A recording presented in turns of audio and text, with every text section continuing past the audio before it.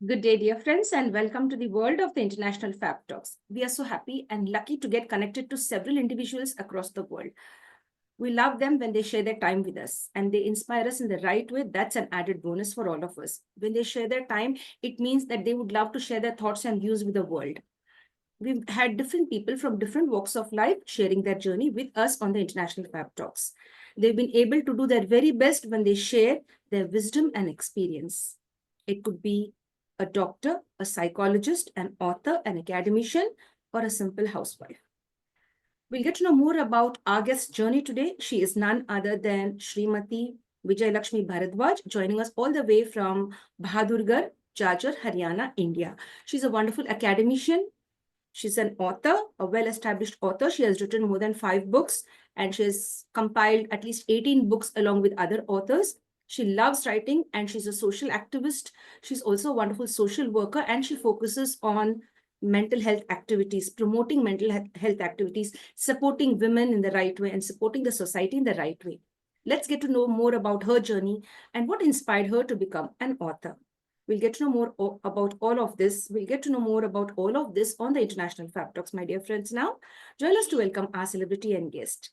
चलिए हमारे मेहमान के लिए आज हम सब लोग मिलकर उनका स्वागत करते हैं। आज यहाँ पर आए हैं श्रीमती विजय लक्ष्मी भारद्वाज, बहादुरगढ़, जाजर, हरियाणा से ज्वाइन कर रहे हैं। उनके बारे में जानेंगे, उनके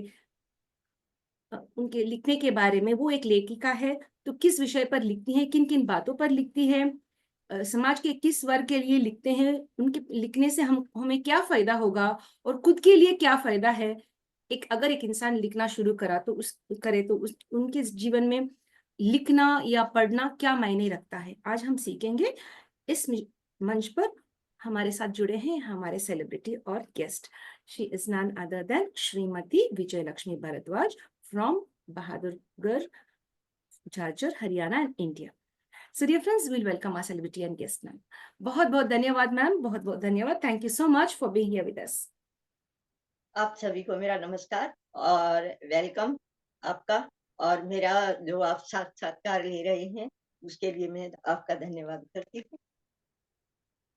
बहुत बहुत धन्यवाद मैम। आप जब बात करते हैं तो अपने दिल से बात करते हैं और आप बहुत सिंपल है। जब दूसरों से कनेक्ट करते हैं आप, तो एक अपनापन हम महसूस करते हैं। ऐसा कोई नहीं कि मैं एक लेखक हूं या ये मेरा है या वो मेरा है। तो एक अलग अलग लोग के अलग अलग सोच विचार है, लेकिन जब आपके साथ हम जुड़ते हैं हमेशा, तो आप बड़े प्यार से और बड़े सम्मान और आदर से पेश आते हैं। ये हमें अच्छा लगता है मैम। तो बहुत बहुत धन्यवाद। ये सीखने को पहला मिलता है आपसे। अगले इंसान या जो इंसान आपके सामने है उनका सम्मान कैसे करना, उनका हम how to respect people in front of us, to put it right, I like to put that right. दूसरों का सम्मान कैसा करना है वो सीखना है। और कहाँ से सीखेंगे हम? आज हमारे गेस्ट से सीखेंगे। वो विजय लक्ष्मी जी है और जानेंगे इनके बारे में और उनकी किताबों के बारे में जानेंगे और उनकी जिंदगी के बारे में भी जानेंगे आज। मैम, आप एक लेखक हैं, तो हम ये जानना चाहेंगे आप लिखना कब शुरू करें? अभी अभी शुरू करें या जब बचपन से ही ये आपका शौक था लिखने का? सबसे पहले तो मेरा आप सभी को नमस्कार। और जैसा कि सभी को पता है, सरस्वती माँ के बगैर कुछ नहीं होता है और वही हमारी वीणा वादनी है और वही हमारे लेखन के कार्य को आगे बढ़ाती हैं और सारा संसार उन्हीं से चलता है। तो पहले हम थोड़ी सी सरस्वती वंदना कर लें, उसके बाद हम आंसर देंगे। जी मैम, जी। वीणा वादिनी वरदायिनी सुविज्ञान की गंगा, माँ शारदे वंदन करी, हे मन हो सबका चंगा। तेरा नाम जो जपे सारे देश गुणगान करे, अज्ञान के रूप से हर कर सबको ज्ञानवान करी। सुर सवर की देवी हो वीणा पर अमृत धारा बहे, माँ शारदे वंदन हर प्राणी गुणगान करे। जय माँ शारदे, सभी को ज्ञान की गंगा से प्रवाह करना और सबके अंदर अच्छे विचार भरना, यही मेरी मनोकामना। Pranam ma'am, बहुत बहुत pranam, धन्यवाद. Thank you very much for that beautiful song, that bhakti song. That's really very nice. बहुत बहुत धन्यवाद मैम. अभी आप ये बताइए हमें, आप ये लिखना कब शुरू करे? आप जब आप छोटे थे तभी से लिखना शुरू कर दिए, या अभी अभी आप इसमें उतर के आए हैं, एक लेखक बन चुके हैं अभी अभी, या बहुत दिन पहले आप इस फील्ड में उतर के आ चुके हैं? लिखने का शौक तो मुझे अपनी विरासत में ही मिला है, क्योंकि मेरे वाह, पापा एजुकेशन ऑफिसर थे और मेरे दादा थे जो स्वतंत्रता सेनानी थे। लेखन का कार्य उनका भी था, लेकिन हमारी बदनसीबी कहिए कि हमने अपने दादा को देखा नहीं, क्योंकि वे नेताजी की सेना में थे और उनको 3 महीने की सज़ा हुई थी। उसके बाद वो एक्सपायर हो गए थे, तो हमें हमारे दादाजी देखने को नहीं मिले और उनकी जो लेखन कार्य थी, वो बताते हैं राष्ट्रपति भवन के अंदर है, यहाँ हमें नहीं मिली। लेकिन ये हमारे विरासत से है और मेरे पापा जी को भी सुनाने का बहुत शौक था। उन्होंने लिखा, लेकिन वो छपवा नहीं पाए और वो चाहते थे कि मेरी बेटी कुछ बने। तो लिखने का शौक मुझे बचपन से ही रहा है। हाँ, ये अलग बात है कि उस टाइम पढ़ने का टाइम था, फिर शादी हो गई, घर गृहस्थी के कार्यों में लग गई। तो ज़्यादा समय मुझे अब रिटायरमेंट के बाद या लॉकडाउन के। जी मैम, बहुत बहुत अच्छा आपने शेयर किया है हमारे साथ. आपने अपने दादाजी के बारे में बताए, अपने पिताजी के बारे में भी बताए, लेकिन आप सब में से लकी हैं क्योंकि आपके बुक्स छप गए और आप उस मुकाम पर पहुंचे जहां पर आपका दादाजी और आपके पिताजी आपको देखना चाहते हैं. That's really nice. जी, बहुत बहुत अच्छा जी। है मैम. अभी आपने कहा आपके पिताजी एक लेखक भी थे. किन किन विषयों पर लिखते थे पिताजी? वो सामाजिक बातों को लेकर ज़्यादा लिखते थे या हँसी-ठिठोली भी ज़्यादा करते थे। सुनाते भी थे हमें बहुत सारी चुटकुले भी, वैसे भी बैठ के ज्ञान की गंगा जैसे हमें बताते थे, गंगा कैसे अवतरित हुई। तो वो शौक था उनको थोड़ा, हाँ, सिंगिंग का भी शौक था, लेकिन वो ज़्यादा मतलब समाज के ऊपर ही करते। जी मैम, बहुत बहुत धन्यवाद. That's really nice. अभी हम ये जानना चाहेंगे आप किन विषयों पर लिखते हैं. आपका लेटेस्ट बुक कौन सा है? अभी अभी हमको मालूम हुआ है कि आपका एक बुक छपा है और वो रिलीज भी हो चुकी है, तो इसके बारे में आप थोड़ा बताइए हमें. मैं ज़्यादातर सामाजिक परिवेश के ऊपर ही लिखती हूँ, जो समाज के अंदर आप जानते हो हमारे देश में ही नहीं संसार में अफरा-तफरी फैली हुई है। एक-दूसरे को मारने के ऊपर तुले हुए हैं। हमें मिलना कुछ नहीं होता है इन चीज़ों से, लेकिन क्या है कि मैं से हम में नहीं आती हैं। जिस दिन मैं से हम में आ जाएँगे निकल के, तो ये सब बंद हो जाएगा। तो मैं ज़्यादातर सामाजिक बातों पर ही लिखती हूँ। मेरी सबसे पहली बुक जो निकल के आई है और इसके लिए मैं अपने संपादक जो हैं हमारे श्री सुमन जी, एक शायर की बातें पब्लिकेशन हाउस, तो उन्होंने मेरी बुक्स को छापा है। सबसे पहले मेरी ये बुक है जागृति शब्द। जैसा कि नाम से आपको पता लग रहा है कि जागृति शब्द समाज को जगाने के लिए जो शब्द उपयोग में किए जाते हैं, वही इसके अंदर मेरी कविता है, जागृति शब्द के अंदर। ओके। आपका सबसे फेवरेट वाली कविता? फेवरेट तो मेरी बहुत बड़ी है। सभी में तो से छोटी, एक. हाँ, छोटी सुनाऊँगी आप। जी जी. हाँ जी।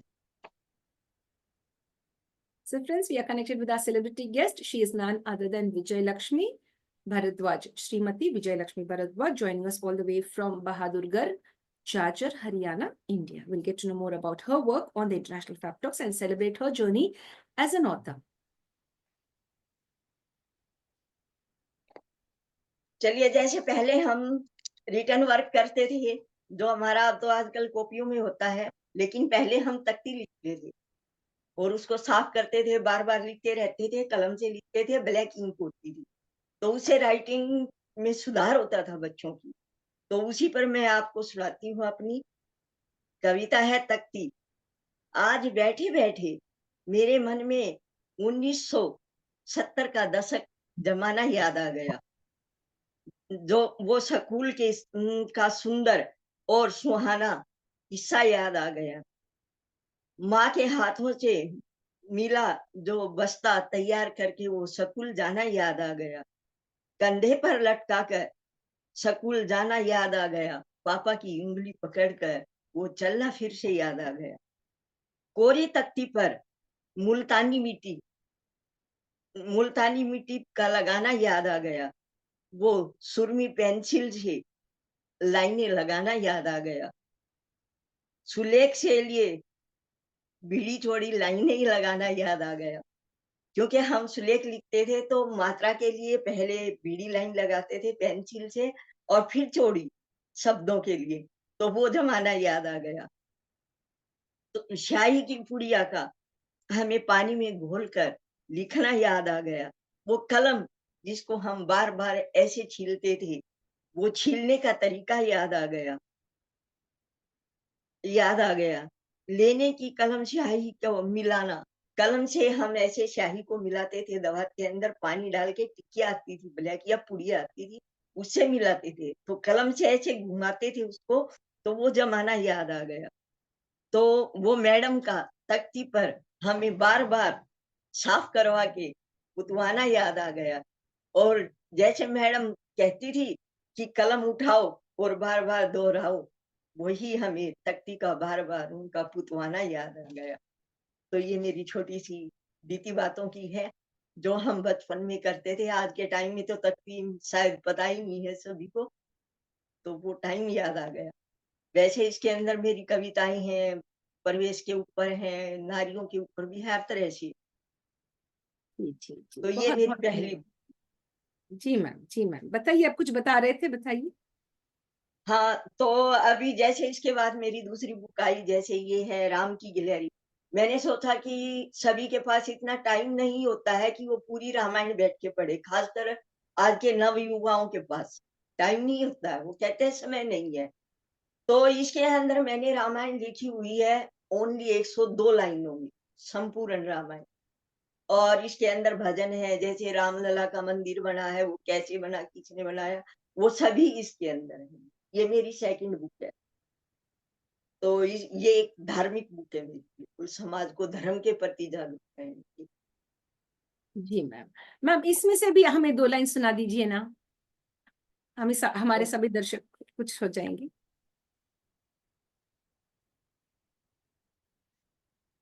चलो हम रामायण का जो हमारा संपूर्ण वृत्तांत हम शुरू करते हैं जैसे, तो उसमें हमारा संपूर्ण रामायण ही सुनाती हूँ। आज हम संपूर्ण रामायण वृत्तांत सुनाते हैं। बाल कांड में क्या क्या हुआ ये बतलाते हैं, वृत्तांत सुनाते हैं। अयोध्या नगरी में राजा दशरथ का राज बताते हैं। कौशल्या के कई सुमित्रा 3 पत्नियां बताते हैं, वृत्तांत सुनाते हैं। गुरु वशिष्ठ जी की आज्ञा से उत्तरकामेष्टि यज्ञ करवाते हैं। अग्निदेव को प्रसन्न कर भविष्य पात्र और कटोरा खीर कपाते हैं। भविष्य पात्र का मतलब है हिंदी के अंदर जो बर्तन होता है, खीर मिलती है, कोई भी सामान डाल के देते हैं, तो सूर्यदेव को प्रसन्न कर वो खीर का कटोरा पाते हैं। भविष्य पात्र का ही मतलब। 3 पत्नियों को राजा दशरथ खीर का सेवन करवाते हैं। राम लक्ष्मण भरत और शत्रुघ्न उत्तर रूप में पाते हैं, वृत्तांत सुनाते हैं। बड़े होने पर राम और गुरु वशिष्ठ साथ में ले जाते हैं। ताड़ का स्वभाव मारीच राक्षस को मार गिराते हैं। धनुष यज्ञ में विश्वामित्र दोनों को मिथिलापुरी जनकपुर में ले जाते हैं।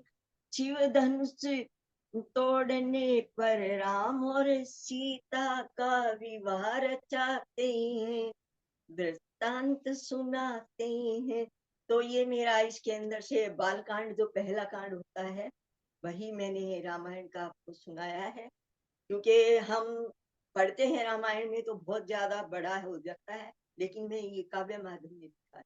तो इसी तरह से मैंने सभी कांड जो हमारे इसके अंदर काव्य रूप में लिखे हैं, जिनके अंदर पूरा वृत्तांत दिया गया है, ताकि ये पता चले सभी को छोटे रूप में कि क्या क्या हुआ था रामायण में और किसने क्या किया। तो ये मेरी शैली। जी जी मैम, बहुत बहुत धन्यवाद। अभी हम ये जानना चाहेंगे, एक अच्छा लेखक बनने के लिए क्या क्या चीजों की जरूरत मन में रखनी पड़ेगी? एक देखो अच्छा पहले लेखक तो कौन बन सकते हैं? हाँ, पहले तो हमें अंदर की भावनाएं अपनी सकारात्मक सोच लानी होगी, अपने अंदर से कुंठा को बाहर निकालना होगा। और एक अच्छा लेखक कहते हैं दर्द से कलम उभरती है। जिसके जीवन में थोड़ा बहुत दर्द आता है तो वो ही कवि बनता है। तो हमें अपनी सोच को थोड़ा सकारात्मक रूप लेना होगा, हमारे चारों तरफ के माहौल को देखना होगा और तब हमें उसके लिए लिखना होगा। लिखने के लिए हमारी मातृभाषा, जैसे मैं हिंदी में लिखती हूँ, तो इंग्लिश में तो इतनी त्रुटियों की तरफ ध्यान नहीं दिया जाता है, लेकिन हिंदी में ज्यादा दिया जाता है। तो उसके लिए पहले हमें अपना व्याकरण ज्ञान होना चाहिए, मेरा मानना यही है। और हम सकारात्मक रूप लेकर ये लिखना पड़ेगा, क्यों ताकि हम सकारात्मक भाव से लिखेंगे तो अच्छी बातें लिखेंगे। और हम एक कवि बनेंगे तो हमें उसके लिए बहुत सारी चीजों का, जैसे तुकांत में है या शब्दांत में है या फिर छंदों में है, तो इनका ज्ञान होगा। जी मैम, जी मैम। अभी हम ये जानना चाहेंगे, आप शादी से पहले कितने किताबें लिखे, शादी के बाद में कितने किताबें लिखे, कहाँ पर ज्यादा पुरोहित सा प्रशंसा या घर में सपोर्ट मिला है, शादी से पहले या शादी के बाद में? शादी से पहले मैंने लिखी थी, लेकिन बाई चांस वो मेरी छप नहीं पाई थी, क्योंकि उस टाइम के बाद हम शादी के बाद अलग कर दिए थे, तो उस टाइम समय नहीं था, संघर्ष का दौर था। तो पहले कमाएगा इंसान तभी आगे कुछ करेगा, तो लेकिन वो मेरी किताब मिस हो गई। तो उसके बाद फिर मैं अपना जॉब जाने लगी। जॉब में जाने के बाद मैं अपने कर्तव्य के प्रति कभी भी मुख नहीं होती हूँ। तो ये काम मेरा फर्स्ट प्रेफरेंस तो नहीं कह सकती, सेकंड था मेरा लेखक का काम, क्योंकि एक नारी के लिए पहले परिवार होता है। तो मैंने अपना स्कूल के बच्चों को अच्छे से पढ़ाया और रिटायरमेंट के बाद मुझे टाइम मिला है। और खासकर कोरोना काल के अंदर, क्योंकि उस टाइम स्कूल ऑफ थे, तो उस कोरोना काल के अंदर मैंने बच्चों तक बुक पहुंचाने के लिए बच्चों की बुकें लिखी थी। वो मेरी अभी स्कूल के अंदर है, मैं लेके नहीं आई थी, क्योंकि मेरा उसका कोई काम नहीं था, वहाँ बच्चों को काम थी। लेकिन वो छपवाई नहीं थी, मैंने खुद बच्चों को प्रति फोटो स्टेट करवा के दी, या पेरेंट्स को बोल दिया था आप निकलवा लीजिए। तो डेली मैं वर्क उन्हीं से देती थी, हिंदी और मैथ दोनों मेरी काव्य में। तो उससे मेरे बच्चे पढ़ाई से जुड़े रहे और बहुत आगे गए। और ये तारीफ मेरे अधिकारियों ने भी कि बहुत अच्छा काम कर रहे हो आप। इसके लिए मुझे सम्मानित किया गया था डीसी लेवल, हमारी डीसी मैम ने सम्मानित। जी मैम, जी मैम, बहुत बहुत धन्यवाद मैम। अभी हम आपकी दूसरे किताबों के बारे में जानना चाहेंगे। आपने बस 2 ही किताब दिखाए हमें अभी, और 3 बाकी है, तो इसके बारे में भी हमें बता दीजिए। मेरी तीसरी बुक आई जो है श्री सुमन जी के द्वारा संकलित प्रकाशित की गई एक शायर की बातें पब्लिकेशन हाउस से। और ये है मेरी सामाजिक जरूरत, जैसा कि आपको नाम से ही पता चल रहा है कि समाज के ऊपर लिखी गई है किताब, कि हमारे समाज के अंदर क्या क्या व्यभिचार हो रहे हैं, अत्याचार हो रहे हैं, चारों तरफ हाहाकार मचा है। तो उसमें हम सुधार कैसे करते हैं? आए दिन हमारे बच्चे आत्महत्या क्यों कर रहे हैं, क्यों अग्रसर हो रहे हैं आत्महत्या की तरफ, तो उसके ऊपर ये मेरी इसके अंदर कविता है। ये मेरी थर्ड। जी, जी। इसमें से भी कोई एक या 2 पंक्ति आप पढ़ सकते हैं, आप शेयर कर सकते हैं जी, जो आपको बहुत जैसे आज पसंद के दौर में हम कह रहे हैं, हमारे नेता हैं या कुछ भी हैं, मैं किसी के दिल को आहत नहीं करना चाहती हूँ, लेकिन मैंने कविता लिखी है सभी के ऊपर। एक अकेले इंसान पे नहीं है, इसमें पूरा समाज ही आ जाता है, छोटे से जी। लेकर बड़े तक। तो ये मेरी कविता है। काट रहा है, दो पैरों वाला जानवर काट रहा है, चाट रहा है, दो पैरों वाला इंसान तलवे चाट रहा है, बांट रहा है, दो पैरों वाला धर्म इंसान बांट रहा है, बंदर बाट कर रहा है, दो पैरों वाला आरक्षण बंदर बाट कर रहा है, बाट ठाठ बाट रहा है, दो पैरों वाला भ्रष्टाचारी ठाठ बाट रहा है। तो ये मेरी एक समाज के ऊपर ही कविता है। इसके अंदर आपको पता ही है, इसके अंदर दो वर्ड यूज किए गए हैं। सभी बांट रहे हैं कुछ न कुछ, कभी ठाठ बांट रहा है कोई, कभी जैसे कि हमारे देश के अंदर अभी आप देखिए फ्री में सब कुछ दे रही है।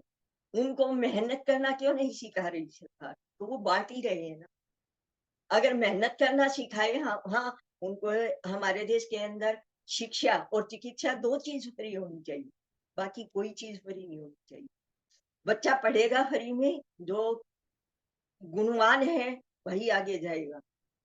टेस्ट फाइट करो और जॉब में जाओ। तो ये आरक्षण ये हमारे देश को बहुत पीछे लेके जा रहे हैं, बहुत पीछे। तो मेरा मानना यही है, आरक्षण न दीजिए, किसी चीज को फ्री में बांटिए मत, लेकिन उनको उनके पैरों पे खड़ा होना सिखाइए। लोन दीजिए बैंक से, भाई बगैर ब्याज का आपको लोन मिलेगा, लेकिन 6 महीने के बाद आपको किस्तें चुकानी पड़ेगी, हमारा पैसा वापस चुकाना पड़ेगा। इससे हमारे देश की आर्थिक स्थिति भी डाउन नहीं होगी, और उसको कमाने का लालच रहेगा। फ्री में मिलता है तो वो घर में अत्याचार करते हैं, आधे से ज्यादा फ्री के पैसों का यूज करके दारू पीते हैं। क्यों? उनको कमाने की जरूरत है नहीं, राशन फ्री मिल रहा है, सिलेंडर फ्री मिल रहा है, सब कुछ फ्री है। तो एक जो हमारा मध्यम वर्गीय परिवार कह लीजिए, कोई भी कह लीजिए, हम जैसे लोग हैं जो कमाते हैं, टैक्स पे करते हैं ईमानदारी से, हमारे ऊपर तो महंगाई का बर्डन आ जाता है, लेकिन वो फ्री में क्या कर रहा है? देश के लिए कुछ नहीं कर रहा। दीजिए उनको, लेकिन उनके पैरों पे स्टैंड कीजिए। मेरा मानना यही है कि हर कर्मचारी, हर इंसान को गवर्नमेंट जॉब नहीं मिल सकती, चाहे वो जिसमें उनकी रुचि हो वो धंधा करे, दुकानें खोले, कुछ भी करे, वो सुविधा दीजिए उनको, लेकिन वो पैसा वो वापस जमा कराए, फ्री में न दीजिए। मेरा यही मानना है। आगे तो सबकी अपनी अपनी सोच होती है। जी मैम, बहुत बहुत धन्यवाद, थैंक यू वेरी मच। अभी हम आपसे एक संदेशा चाहते हैं, आप हमारे भाई बहनों के लिए एक अच्छी सी संदेशा दे दीजिए। हमने देखा है बहुत सारे भाई बहनें हैं जो उनके मन में बहुत सारे अच्छे विचार है, नए नए सोच विचार है, वो भी लिखना चाहते हैं लेकिन नहीं लिख पाए या उसको टालते रहते हैं। तो कब कलम पकड़ना है हाथ में और स्टार्ट कर देनी है काम लिखने का, तो थोड़ा आप एक संदेशा के रूप में आप शेयर कीजिए प्लीज। लिखने का काम, जैसा कि मैंने पहले भी आपके क्वेश्चन पे बताया था कि हमें व्याकरण ज्ञान पहले होना जरूरी। तो पहले आप पुराने व्याकरण ज्ञान नहीं पा सकते तो पुराने साहित्य पढ़िए। पुराने हमारे जो कवि हुए हैं माने हुए, जैसे दिनकर जी है, मेघली शरण गुप्त जी है, और हमारी जो है, जिनको हम कहते थे, मेरे को अभी नाम याद नहीं आ रहा, महादेवी वर्मा जी हैं, इनके लेख पढ़िए। उनसे हमें बहुत कुछ सीखने को मिलता है। लेकिन हमारा क्या है कि हम मोबाइल के अंदर घुस जाते हैं। मैं नव युवा पीढ़ी को यही कहूंगी, मोबाइल का यूज कीजिए, लेकिन जितना संभव हो कम कीजिए। बुक पढ़ने से जो हमें नॉलेज मिलती है वो मोबाइल से नहीं मिलती। तो बुक पढ़ना इसके लिए बहुत जरूरी है। और जैसा कि आपने कहा कि कब लिखें, ये हमारा शौक है। अगर हमें लिखने में हमारी रुचि है तो समय हम अपने आप निकालेंगे। उसके लिए हमें बर्डन महसूस नहीं होगा अपने ऊपर कि ये भार है, क्योंकि वो हमारा शौक है। शौक के लिए हम समय अपने आप एडजस्ट कर सकते हैं। वो हमारे हाथ में होता है, हम दिन में लिखे या रात में लिखे, वो इच्छाएं होती है सबकी, और रुचि होती है। रुचि को कोई साइड में नहीं रखता है। आप भी जानते होंगे, रुचियां सबकी सर्वोपरि होती है। जी बहुत बहुत धन्यवाद। अभी बाकी दो बुक है आपकी जो आपने खुद लिखा है, तो उसके बारे में भी बता दीजिए हमें। अभी आपने कहा था कि बच्चे क्या करें? सबसे पहले बच्चों को अपनी पुराणों के बारे में जानना कि हमारे पुराण कौन के हैं। और सबसे पहले मैं यही कहूँगी, अगर हम भगवत गीता पढ़ लेते हैं और बच्चे को उसका ज्ञान देते हैं, तो हमें सभी पुराण पढ़ने की शायद जरूरत नहीं है। सब कुछ कृष्ण भगवान ने जो गीतोपदेश दिया है, उसके अंदर आ जाता है। कर्म से लेकर हमारे जीवन से लेकर मृत्यु तक सभी बातें उसके अंदर। और मैंने ये गीता लिखी है संस्कृत में, हर कोई नहीं पढ़ सकता है। मैंने इसको हिंदी में लिखा, काव्य माध्यम में लिखा, सार में भी लिखा है, हिंदी में ही ये संपूर्ण में, सार भी हिंदी में है, काव्य भी हिंदी में है। और इसके अंदर मेरी महिमा रामायण, महिमा भी, और सॉरी रामायण निकल गया मेरे मुंह से, महिमा भी, और जो है आरती, चालीसा, सब कुछ मेरा है कंप्लीट हिंदी में। तो मैं यही कहूंगी बच्चे इसे पढ़ें, क्योंकि बहुत छोटी है, मोटी नहीं है, तो आराम से पढ़ सकते हैं जब भी टाइम लगता है। और इससे उनको लिखने में भी सहायता मिली। अगर कोई लिखना चाहता है तो ये पढ़ेंगे तो लिखने में सहायता मिलेगी बहुत ज्यादा, इस माध्यम से लिखी गई। जी मैम, बहुत बहुत धन्यवाद, बहुत बहुत धन्यवाद। अभी आपका और एक बुक आपका है ना मैम, उसके बारे में भी बता हाँ, दीजिए। अभी जो फिलहाल अभी आई है मेरी संकलित होके, जी जी। ये है सहमी हुई परछाई, नारी वेदना। जैसे कि आजकल नारियों पर बहुत अत्याचार हो गए। पहले तो हमारे देश के अंदर क्या था कि एक दहेज के लिए ही ज्यादातर प्रताड़ित की जाती थी औरतें, लेकिन आज दहेज को तो सब भूल गए हैं। लेकिन वैमनस्यता का जो शिकार को, अब बड़ी लड़की को तो कह देते हैं। जी मैम। तो जैसा कि नारी वैमनस्यता आजकल बहुत ज्यादा है। कह देते हैं कि कॉलेज में लड़की जाती है, ऐसा डालती है, वैसा डालती है। कपड़े डालना देखो, कपड़े डालिए लेकिन सभ्य तरीके से डालिए। ये नहीं है कि हम जीन्स या टॉप नहीं पहने, पहनो, लेकिन अर्धनग्न अवस्था में मत पहनिए। क्योंकि सुंदरता शरीर के अंदर, कपड़ों के अंदर भी सुंदरता होती है। ये नहीं कि हम पारदर्शी रूप से किसी को शरीर दिखा रहे हैं तो हम सुंदर हैं, नहीं। सुंदरता कपड़ों के अंदर से भी झलकती है। तो नंबर 2 बात, अगर लोगों की सोच ऐसी है कि उन्होंने ऐसी ड्रेस पहनी है तो हम उसके साथ ऐसा करें, ये सोच बिल्कुल गलत है। अभी 2 साल की लड़की क्या पहन रही है? 4 साल की लड़की ने क्या पहनना है? उसके साथ भी अत्याचार हो रहा है। अभी आप बंगाल के अंदर देख लीजिए।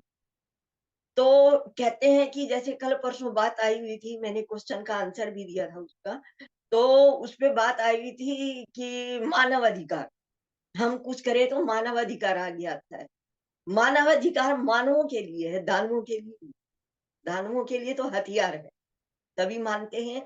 पुराने जमाने में जैसे राक्षस होते थे, वैसे ये अंतर क्या है? तो मानवता, मानवाधिकार वहीं तक सीमित है जहां पर मानवता है। जहां मानवता खत्म हो जाती है वहां दानवता शुरू होती है, और दानवता के लिए तो हथियार बहुत जरूरी। तो उसके लिए हम जैसे अब लड़कियों को कह दे वो तेरे साथ कुछ भी कर रहा है, तूने बोलना नहीं है, तो वो मानवता का अधिकार का हनन कर रही है। हमें अपनी लड़कियों को भी बोल्ड बनाना पड़ेगा उसके लिए। हमें उनको शर्म से लड़ना सिखाना होगा, क्योंकि हर एक जगह कृष्ण भगवान नहीं आते। कृष्ण भगवान कहते हैं अपनी मदद खुद करो। तो ये बात है।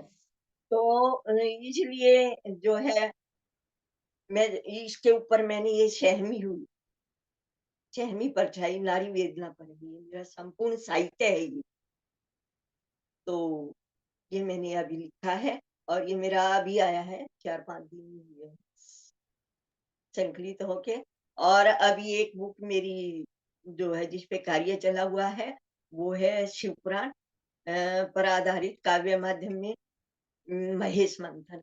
वो भी मेरी जल्दी ही आने वाली। तो ये मेरी बुक है। जी जी मैम, हाँ। एक दो चार लाइन इसमें से पढ़ के सुनाइए ना जी।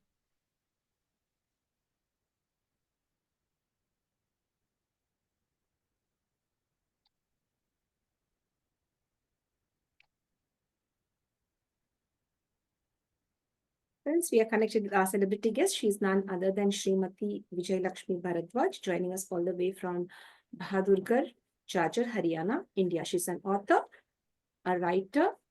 Both are the same, of course, and she's an academician, and she's a wonderful person connected with not only her family, friends, but also with the society. She has a wonderful message, and she's written about women. Let's get to know about it more. Yes, ma'am. Over to you. Okay, अभी मैं इसके अंदर से एक में प्रेरणादायक कहानी है, नारी संकल्प, तो छोटी सी है, वही आपको मैं सुना रही हूँ। वह कहानी है एक छोटे से गांव की, जहाँ की नारी ने अपने संकल्प और साहस से न केवल अपने जीवन को बढ़ावा दिया, बल्कि पूरे समाज के लिए एक प्रेरणा स्रोत के रूप में भी आगे दिखाई दी। उसकी कहानी हमें सिखाती है कि नारी को की शक्ति को पहचानना और उसका सम्मान करना कितना आवश्यक है, कि उसका सम्मान करना कितना आवश्यक है। हमें जो है वो नारी है, एक गाँव की है, और वो पढ़ के, मैं मोटा-मोटा बता रही हूँ आपको, क्योंकि पढ़ूँगी तो ज़्यादा टाइम लगेगा। तो वो जैसे संघर्ष करके, मतलब घर में पढ़ाते नहीं हैं, कहते हैं औरत को पढ़ाना नहीं चाहिए, ऐसे नहीं करना चाहिए, वैसे नहीं करना चाहिए। लेकिन वो पढ़ती नहीं है, चुपचाप मैडम को देखती रहती है, स्कूल में जाती है, चोरी-छुपे वो मार भी खाती है, लेकिन वो पढ़ती है। वो चुपचाप, उसके अंदर जिज्ञासा थी, वो जैसे मैडम खिड़की से देखती है, वो पढ़ाती है, उसको सुनती है, आके फिर वो मन-मन में दोहराती है, ऐसे कर के वो सीख गई। लेकिन एक दिन उसकी मैम ऐसे ही गुज़र रही थी, तो मैम का उसने जैसे पल्ला पकड़ लिया, तो मैम बोली, "क्या चाहती हो?" तो बोली, "मैं पढ़ना चाहती हूँ।" उसको मैम उसके परिवार वालों को समझा के अपने साथ ले गई, उसको पढ़ाया, और वो बहुत बड़ी आगे जाके कलाकार बनी। और उसके बाद उसके ऊपर मैं 2 ही लाइनें ये यहाँ पर सुनाऊँगी आपको शायरी के रूप में। हर बच्ची को आँखों में, हर बच्ची की आँखों में चमकती नई उम्मीद, हर बच्ची की आँखों में चमकती नई उम्मीद, लिया शिया की प्रेरणा से बढ़ने लगी हर एक नई भीड़। तो जैसे वो आगे बढ़ी, आगे आई, तो जैसे उसने प्रण लिया आगे बढ़ने का, तो उसके साथ कोई नहीं था, लेकिन जब वो बन गई, तो उसके साथ भीड़ भी बढ़ने लगी। तो मेरा मानना यही है कि हमें आगे आना चाहिए, और उसके लिए हमें संघर्ष तो करना होगा, लेकिन जिज्ञासा को कभी मरने नहीं देना चाहिए। उसको सकारात्मक रूप में उभार कर समाज में कोई न कोई आज भी बहुत अच्छे इंसान हैं, जो हमें आगे बढ़ने में प्रेरणा देती हैं। तो हमें आगे बढ़ना चाहिए, जैसे कि मेरी फैमिली के अंदर है, मेरे पति, मेरा बेटा, तो वो मुझे आगे बढ़ने में बहुत प्रेरणा देते जी मैम, जी मैम। बहुत बहुत धन्यवाद। Thank you very much. अभी हम ये जानना चाहेंगे, एक लेखक बनने के लिए पहले आप अच्छा पढ़ना सीखना है ना। आप अच्छा पढ़ना है, जितना पढ़ते हैं उतना आप लिख पाओगे। क्या ये बात सही है, या आपके हिसाब से क्या है, आप बता सकते हैं?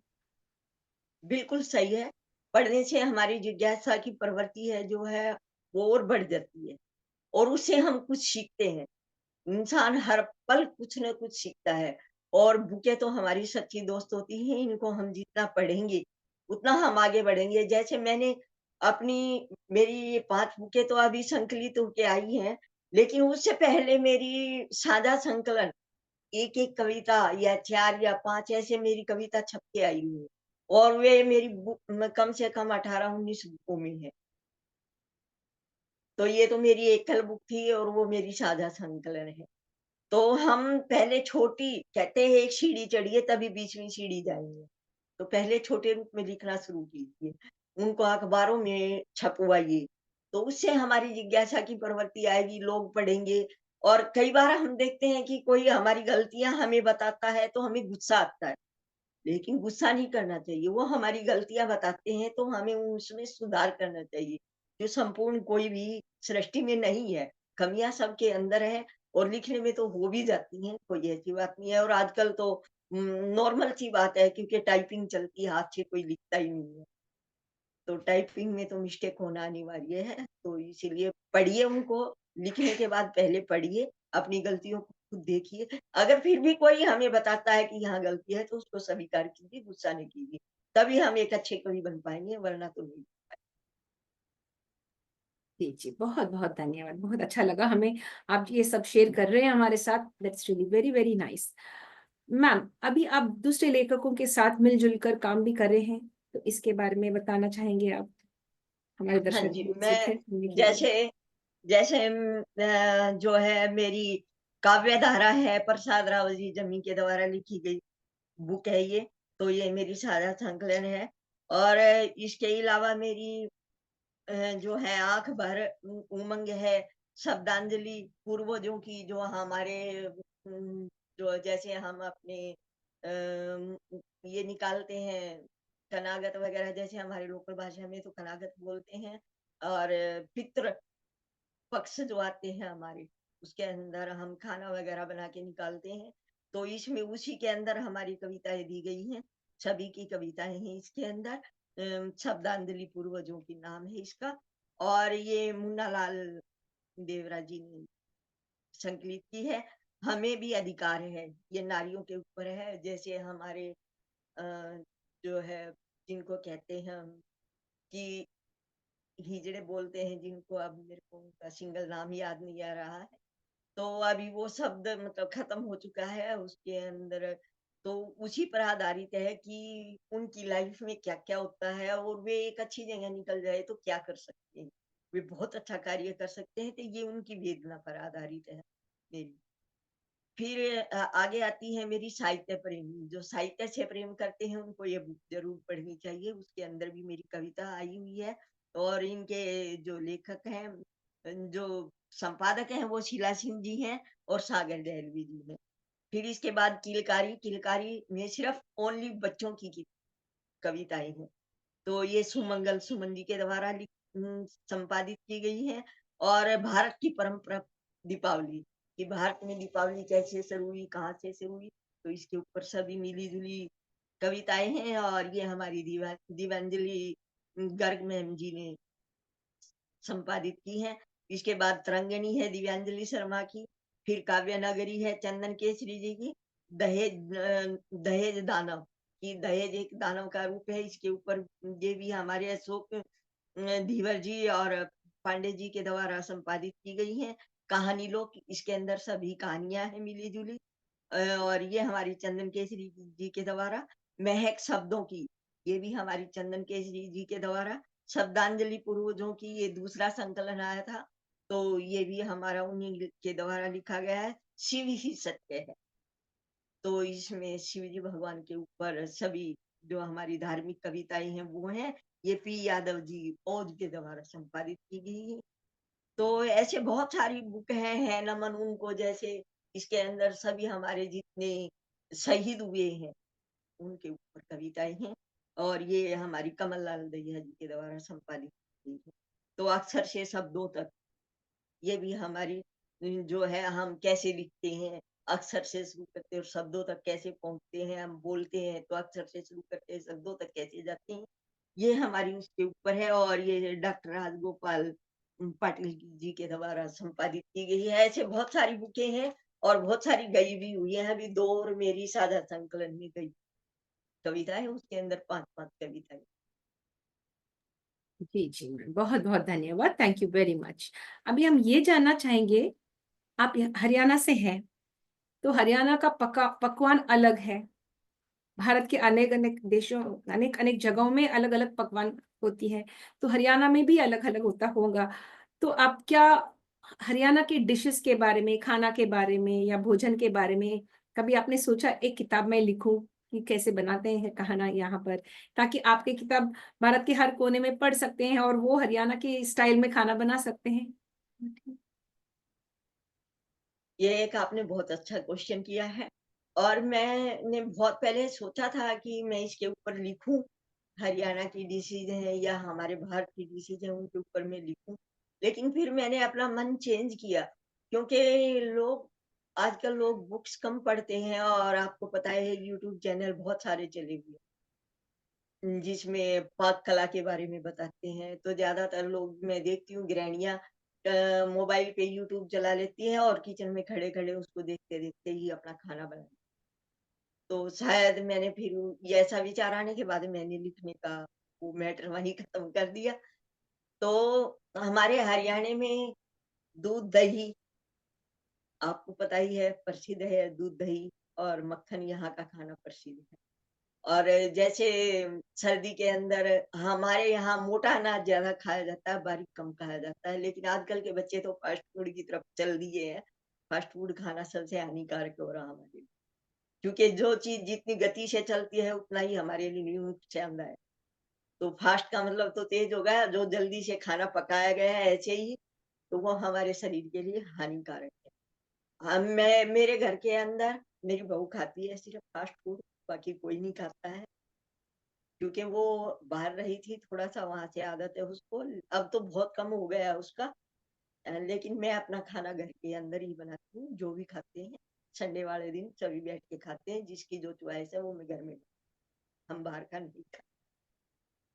तो घर में खाना बनाइए, अपने बच्चों को भी दीजिए। बच्चे नहीं मानते हैं तो उसको नए तरीके से बना के दीजिए। बच्चे नहीं खाते हैं, तो मेरा मानना यही है वो खाएँगे, लेकिन उसके पेट के अंदर वो चीज़ अच्छी जाएगी तो वो बीमार भी कम होंगे, और बीमार कम होंगे तो हमारा दिमाग भी अच्छे से काम करेगा, अच्छे से काम करेगा तो हम जीवन में आगे जाएँगे, स्वस्थ रहेंगे। तो सर्दी के अंदर जैसे यहाँ हमारे बनती है बाजरे की खिचड़ी, घी लगा के खाते हैं, दही डाल के खाते हैं, हरी सब्जी हो गई, रोटी हो गई बाजरे की। और यहाँ की प्रसिद्ध मिठाई तो हमारे हरियाणा की जलेबी है। हरियाणा की मिठाई जलेबी है हमारी। तो जी वैसे जी हमारे हरियाणा के अंदर सादा खाना। जी जी मैम, बहुत बहुत धन्यवाद। Thank you for sharing that. Ma'am, अभी जब आप सभी लेखिका या लेखक सब लोग मिलते हैं, मिल के बात करते हैं, या एक दूसरों के मन में जो विचार है शेयर करते हैं, आपस में बात करते हैं और शेयर करते हैं, तो आपको क्या सीखने को मिलता है? आप एक अच्छे लेखक या लेखिका हैं, दूसरे लेखक और लेखिका से मिले जब या बात करें जब, आपको उनसे क्या सीख मिलती है, या आपको क्या आइडिया मिलता है उनसे, या आप क्या आइडिया शेयर करते हैं उनके साथ? हम वैसे तो मैं ज़्यादातर मतलब ऑनलाइन ही रहती हूँ, ऑफ़लाइन कम ही है। मैं ऑफ़लाइन तो बहुत कम अटेंड किए हैं मैंने। लेकिन ऑनलाइन के अंदर जैसे हमारा अंतर्राष्ट्रीय स्तर पर भी काव्य सम्मेलन चलता है और वैसे भी चलता है, लेकिन वार्तालाप के अंदर जैसे हमारा अभी जो है राणा जी ने हमारा साक्षात्कार लिया था, तो उसके अंदर सीखने को हमें ये मिला था कि हम 3-4 कवि थे, जैसे उन्होंने बातें की, अपना जीवन शेयर किया, तो हमने उनसे ये प्रेरणा मिली कि हम ऐसा करने से ऐसे भी आगे बढ़ सकते हैं, और हम अपने विचारों के आदान-प्रदान से सीखते हैं। भई वो दूसरी स्टेट के अंदर है, हम दूसरी स्टेट के अंदर है, वो अपने स्टेट की बातें बताएँगे, हम अपने स्टेट की बताएँगे, तो हम एक-दूसरे से सीखते हैं जीवन पर्यंत। तो हम उनके जैसे कुछ अच्छी बातें लिख दी उनकी स्टेट की, तो हम उनके ऊपर भी लिख सकते हैं। हमारी उनको अच्छी लगती है, तो हम उनकी भी लिख सकते हैं, लेकिन कुछ बातें हमारी जो सबकी साझा होती हैं, जैसे अभी रक्तपात को देख लीजिए या फिर नारियों को देख लीजिए, औरतें भाषा भले ही अलग हो, पहनावा अलग हो हमारा, लेकिन हमारे मन की अंदर की जो शक्ति है वो तो एक ही है। जो हमारे साथ होता है वो दिल उनका वो भी वही सोचता है और हमारा दिल भी वही सोचता है, भले ही भाषा का अंतर हो। तो हम ये सब बातें अपनी साझा करते हैं कि हमें कैसे क्या करना है। समाज का उद्धार करने के लिए, उत्थान के लिए हमें कैसा करना चाहिए, नवयुवा पीढ़ी पीढ़ी को कैसे जागृत करना है, तो ये हमारी बातें हैं।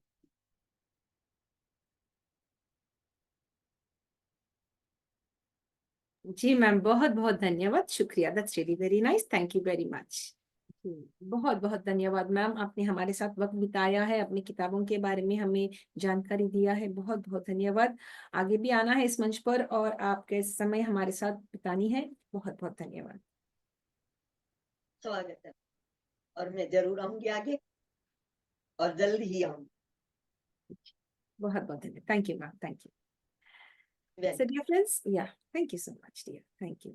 Dear friends, now we'd like to come to an end to the session for today. Please do share this video with the right kind of people. You never know who may be inspired. इस video को share कीजिए जो लोग पसंद करते हैं पढ़ने में या लिखने में आसक्ति रखते हैं, इस वीडियो उनके लिए है। शेयर कीजिए ज्यादा से ज्यादा, ताकि ज्यादा लोगों के पास ये वीडियो पहुंच सके। और ये किताब अगर खरीदना चाहे तो खरीद सकते हैं, Amazon पे मिलेगी ये बुक। और इसी के साथ ये सेशन हम खत्म करना चाहेंगे अभी। बहुत बहुत धन्यवाद। Thank you very much.